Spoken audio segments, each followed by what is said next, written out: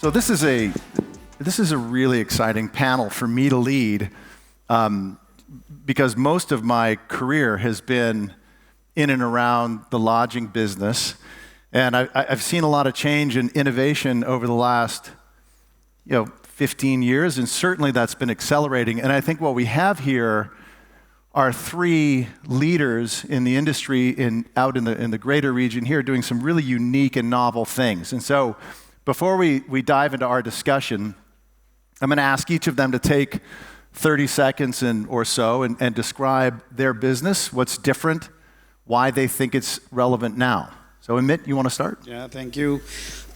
Thanks a ton.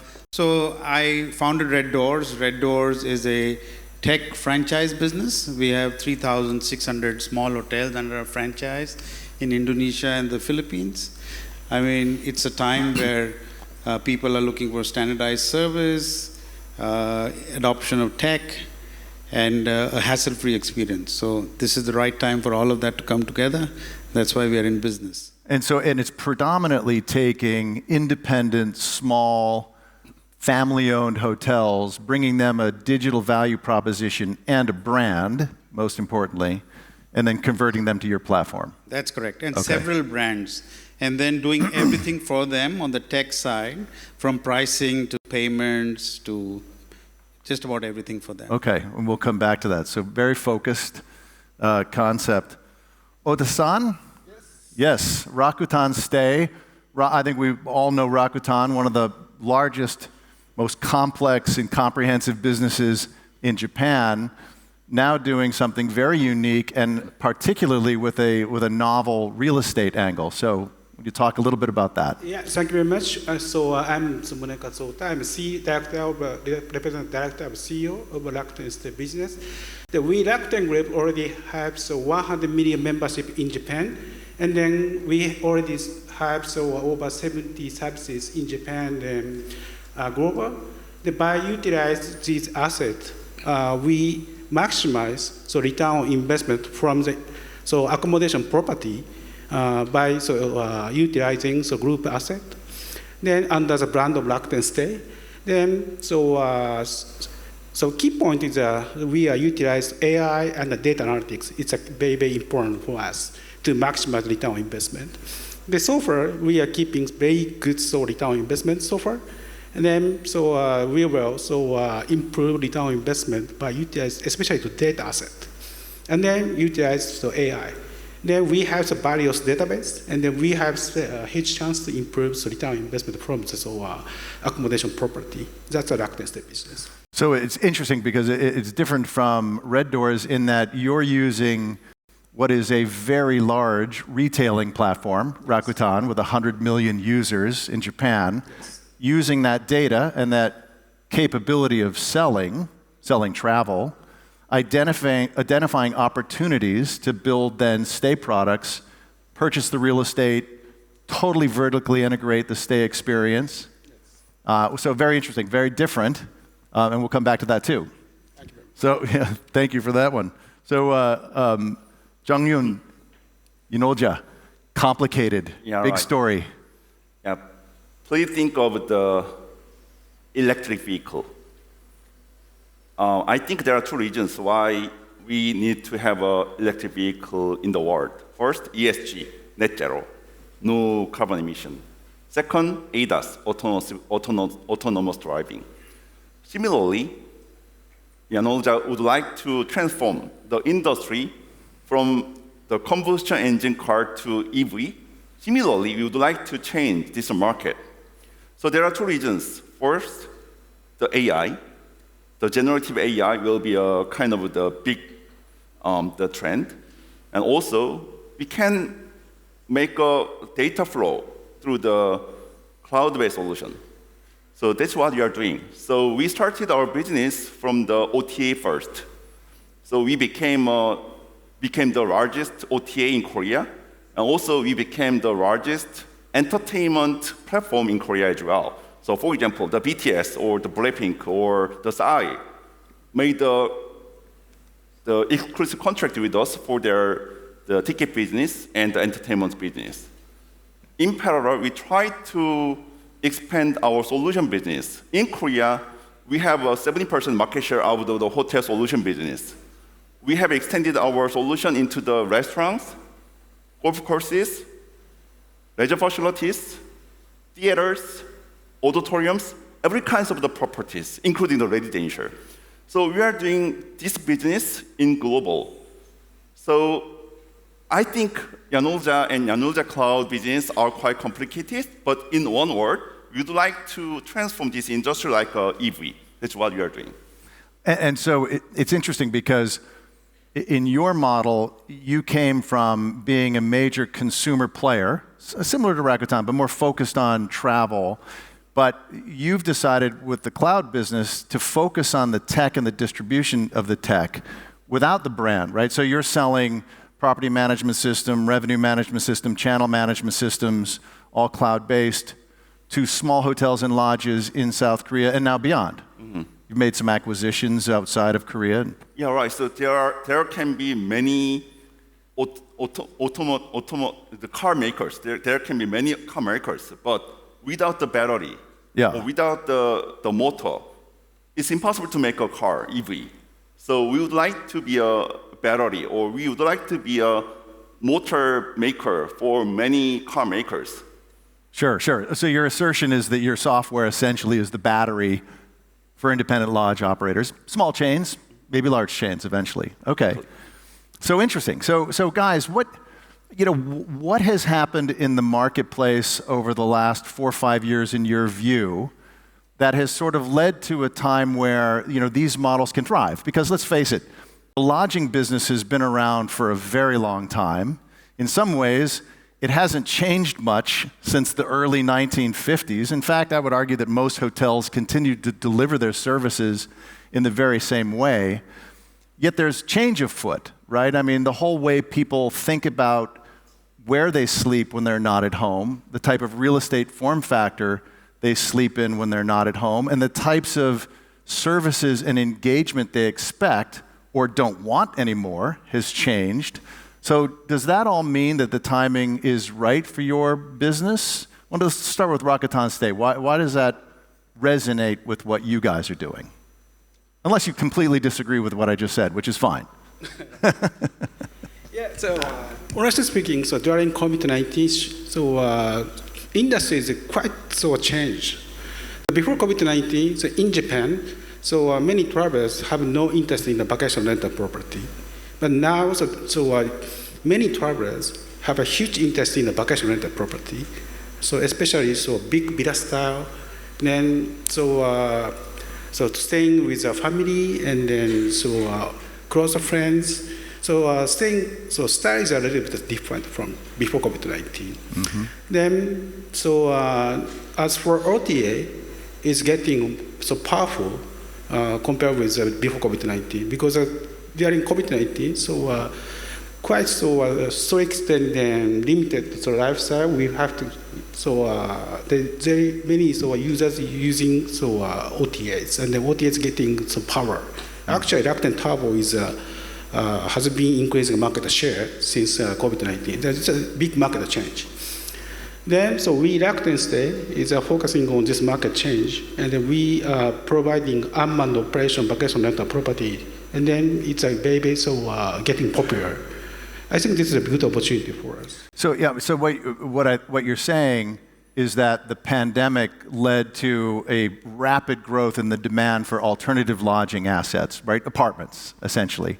And at the same time, you're seeing weakness, and I think we've talked about this over the last couple of days, right? Weakness in the traditional OTA controlled form of distribution.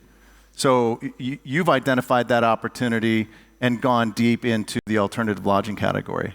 How about RedDoorz? I mean, how is RedDoorz reacting to the change? I know that you guys at one point were very aggressively trying to expand all over Southeast Asia. You were taking on, at that time, the 800-pound gorilla in Oyo and having to do something different. I think you've retrenched and are highly focused now in Indonesia, expanding a little bit more. Yeah, Indonesia, Philippines, yeah. Okay, but you have a business model that's similar to Oyo, but your outcomes seem to be a more sort of steady and positive trajectory. Has COVID-19 and the changes in the marketplace served you there, or is that just an anomaly of the SoftBank effect and Oyo being overpowered and it fell apart on its own weight? Yeah, I think the pandemic changed everybody, right? Including the gorilla, including us. I think the way to look at it is that our businesses started focusing more towards profitability and efficiency because that was the need of the hour, more so now. And that gave us a huge opportunity to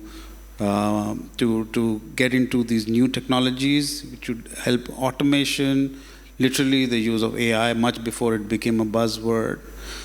In what ways? Be specific. Let's all be specific when we talk about AI. Absolutely.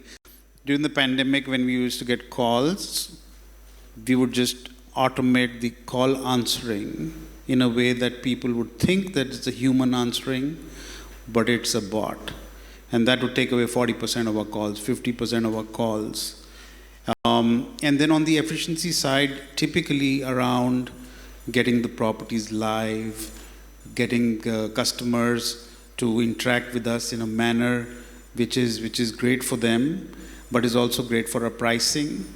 All these things have kind of been brought around by adding new technologies, which were frankly not available in the last 2 or 3 years.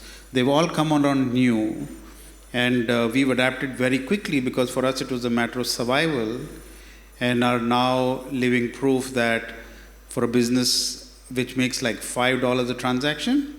So the way our business works is it's $20 a night. We make about 22%. It's $1.50, 1.5 night per stay.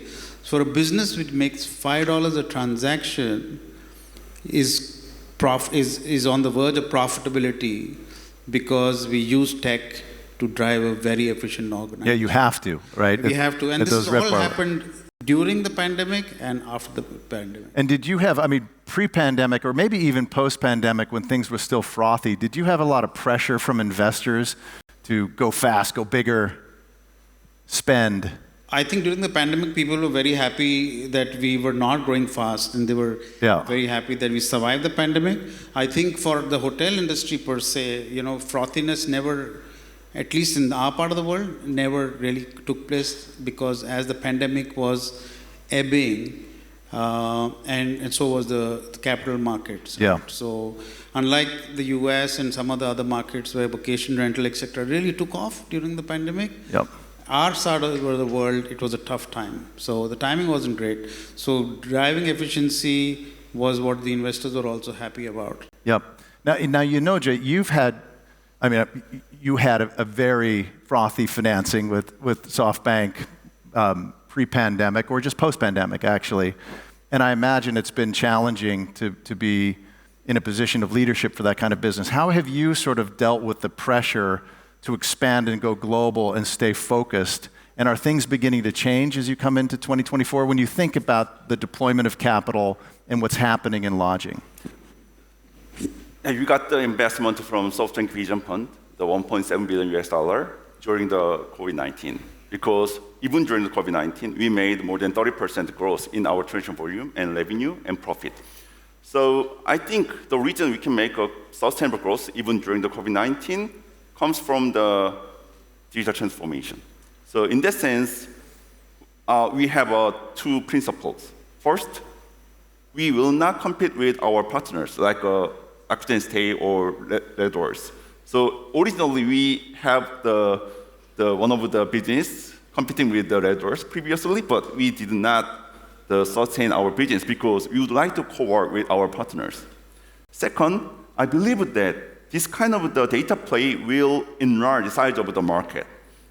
Please imagine the EV. The reason I mentioning the electric vehicle market because thanks to an introduction of the new business, car market size will be doubled. Without this kind of the innovation, it's impossible to enlarge the size of the growth. In this sense, we would like to contribute enlargement of the market itself. For example, in Korea, Yanolja became the largest player, but we can have many additional players, including our competitors still. They can make money still because we try to enlarge the size of the market itself. So I believe that data can contribute the upgrade of the market itself, and that's the reason why you'd like to make a partnership with many players with the data, rather than competing with the players. So do you mean that you think that with your tech stack and the data you have and the knowledge you have about hotel operations, that you can basically empower more developers and entrepreneurs to open small hotels, and that's the idea of expanding Stay? In Korea, we have around 400 branded hotels with our brand, but we gave up the franchise business model. Yeah. We make them use our brand for free because we would like to co-work with them rather than making the small profit in a short term. So think about this. When you made a reservation through the online travel agencies, when you check in at the hotel, OTA do not recognize whether you check in or not. So from the OTA's point of view, it's impossible to make additional profit or revenue after checking in because data is not connected between OTA and the hotel. Also, OTA or the other player do not share the customer data with the hotel. Right. So hotel cannot do the CRM. It's quite weird. So if we can connect the data between many players, as I told you, it's possible to double the market size. Double the market size. Okay, and you're focusing on, again, sort of the traditional lodging category, not the vacation rental category, where Rakuten STAY, very similar. I think the two of you have very similar perspectives here, right? Where you're recognizing the opportunity to be deeply vertically integrated from the very top of the funnel where people are finding and getting inspired about travel, but then all the way down to the stay experience. I think in your case, though, the model is more focused on alternative accommodations, and it is more focused on the real estate opportunity. So talk a little bit more about the real estate opportunity, because that's a very important part of the lodging business that a lot of us forget to talk about. Yeah. So in terms of real estate aspect, at first we focus on the operator. At first, then at first we started a vacation rental booking platform. Then to increase the registered number, and then we started proxy operation services. But proxy operation services are a little bit difficult to make earn money. Then we started to acquired them land from zero, and then we designed property type by using data analytics. Then at first we planned these business model, and then by using data we make a plan to maximize the return on investment. Then we sell the plan to investors at first. Then we started the Rakuten STAY model, but the return on investment is very high. Then I realized that by using data analytics and sometimes using AI to maximize RevPAR by AI and in this case, you're talking about AI that's more predictive AI, not generative AI, but predicting where travelers want to stay in order to make real estate decisions. Yeah, Gen AI. Okay. AI. Then, we have our own AI developed by Rakuten Group. That we call it the PO, Price and Inventory Optimization Platform. Then we have e-commerce services, biggest e-commerce services. At first, we use AI for e-commerce services, and then utilize for hotel RevPAR optimization. Then now it's working. Then we have data and AI, and then we realize that we can maximize return on investment. Then we started real investment business model by ourselves. The software is very working. Then now we have approximately 40 properties, but the return on investment is very high. But everything through the AI and the data analytics, I think it's a key. Yeah, I mean, this is sort of an interesting, sort of emerging, and I think quite powerful trend in the alternative accommodations category. This sort of separation of OpCo, operating companies, and PropCo, the real estate owners. And where in the United States, where you're looking at Blackstone and other big funds that are looking to aggregate assets that can then be professionally run on traditional channels. I think what's so fascinating about what Rakuten is doing is that you're basically using all of those analytics to identify where users may want, where travelers may want to stay. You're able to actually predict the revenue drivers. You're actually able to control some of the traffic to send them there, and then offering to real estate investors the ability to invest in either acquiring existing businesses, or it sounds like in what you're saying is maybe even doing some novel development, so building new buildings, and then driving short-term rental through that. You guys are operating the model all the way through, right? I mean, as the operator of the stay. And I think in a conversation we were talking about real estate returns that sounded absolutely eye-popping. But so do you see that, if that model continues to work, do you see moving over into traditional hotels? Yeah, so I have a plan to acquire the existing hotel to value up by using our method. Would that still be a highly automated hotel experience or more of a traditional hotel experience? Both. Both. Basically, we are focusing on automation and unmanned operation property. But in the near future, we organize, summarize our know-how, and then by using our expertise, we will value up the existing traditional hotel. Honestly speaking, we started to develop our own property management system to integrate all of our know-how to leverage our expertise. So does Rakuten in traditional hotels become competitive with Yanolja? We are partners. Partners. For a long time. Frenemies. No, we are friends. Everybody's a friend until you're competing for the same asset. And that makes me think of RedDoorz. Like I can see RedDoorz, a RedDoorz salesperson and a Yanolja salesperson competing, right? Because you're both going to an existing hotel, mom and pop operator, family. RedDoorz is saying, I'll put my brand on it, I'll run it for you. You still employ the family and I'll take my fees. Yanolja is saying, no, keep your brand. Here's our tech stack, but we plug you in. Isn't that competition? I would like to make one comment first. Basically, we have more than 50,000 clients. Hotels. Hotel. And also, we have another 50,000 clients from the residential, restaurant, leisure facilities, and so on. So I think the business model is quite different. But if we try to do the same business model like Rakuten STAY or RedDoorz, probably we need to compete. We did previously, but currently we do not, because I think it's kind of the compatible business rather than competing, I think. How do you think about that? Yeah, I think in Korea, yes. Yeah. Outside Korea, there could be a level of competition.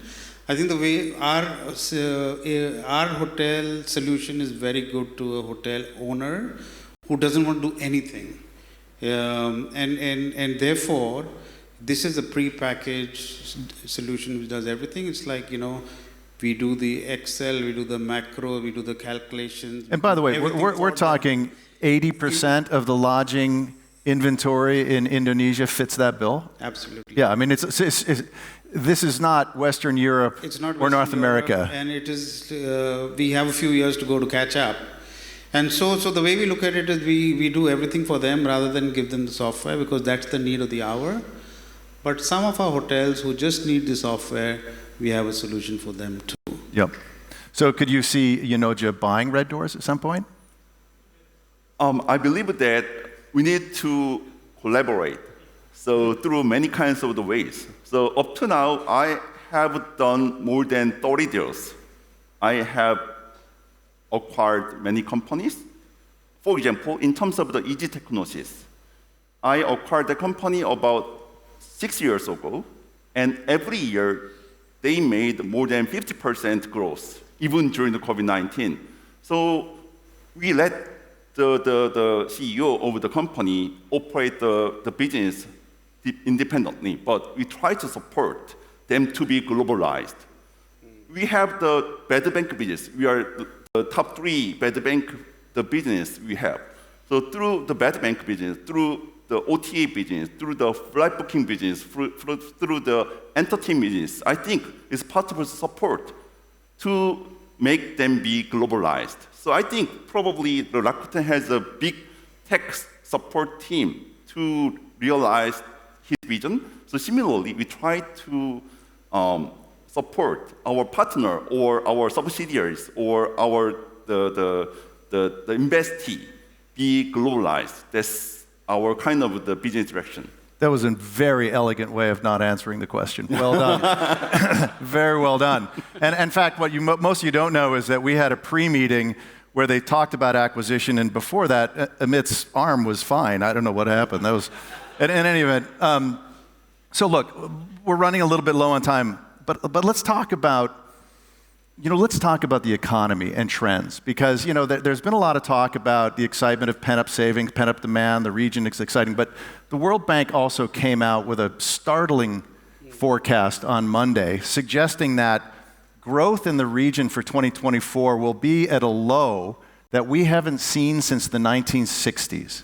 There's a big drag coming out of China. You've got a significant, long demographic decay problem there. High interest rates feel like they're going to stick around for a while. And, we've got companies here that are sort of exposed to that kind of pressure. Before we talk about Rakuten, for RedDoorz, how does that impact the way you're thinking about capitalizing the business? And then for Yanolja, how does that make you think about your balance sheet and how you protect it? And then ultimately, when does the company list? Yeah, no, I think it's going to be tough times ahead for sure. And, for our kind of customers, they've really still not come out of the pandemic completely, neither in terms of numbers, neither in terms of mindset. People compete. So let me give you an example. In Indonesia, if Ramadan comes 1 month early, people compete between buying new clothes or staying for a short vacation. So that's the level. And so when we look at revenge travel and all those things, is for a more international, higher end kind of customer. For our domestic customers, they are still catching up. The best protection is for us is to focus on the domestic market, because domestic trips don't end, and also be as efficient as possible, so that even when occupancies are still below 50%, you're making money. So when things get better, you will automatically rise with the board. Yep. During the COVID-19, we acquired the Interpark, and after the COVID-19, we acquired the Go Global Travel.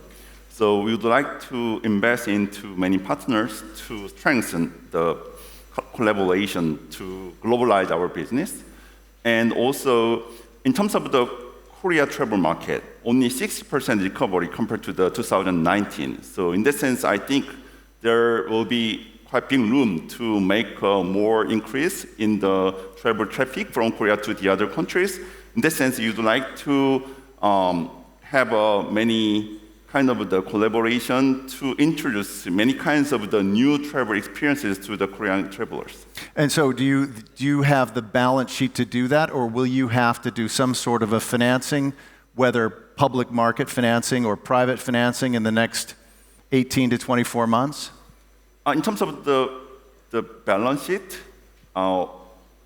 we have had a huge investment from the Softbank Vision Fund. We have not used that much. So in that sense, okay, you have plenty of dough. Sheet, but in terms of the P&L, our P&L has been quite improved a lot. So profitability is one of the important index we are managing. So I think from now on, profitability will be very important index the company should manage. And I think you've had Morgan Stanley and Goldman Sachs working with you on potential listings in the U.S. markets. They're probably holding back now, saying, well, let's wait and see what happens. But if you've got that balance sheet in place, that's the most important thing, because you're in a good position to take advantage of weakness in the economy. I cannot disclose that much about that part, but you don't need to. I just did. It's going very well. That's what I can tell. And then Rakuten, how vulnerable are you to a tough economic year? Is there potential that Rakuten STAY could be cut by the company as it's looking to focus and downside? Are you concerned about that, or do you think Rakuten STAY is a real engine of continuing growth for the company? Yeah, Rakuten STAY is a very potential business in the whole Rakuten Group, and then we will focus on Rakuten STAY business to expand. And then I think it's a good time to invest into Rakuten STAY business more. And then, we have strong will to expand Rakuten STAY business, not only Japan, but global. I think I feel a huge potential. So no Bloody Sunday coming. Okay. You guys are confident. I mean, look, this is an industry that moves in mysterious ways. We'll just have to wait and see. Very exciting and courageous entrepreneurs. I appreciate the three of you joining me on stage here, and I hope you all enjoyed the conversation. Thanks, guys. Thank you.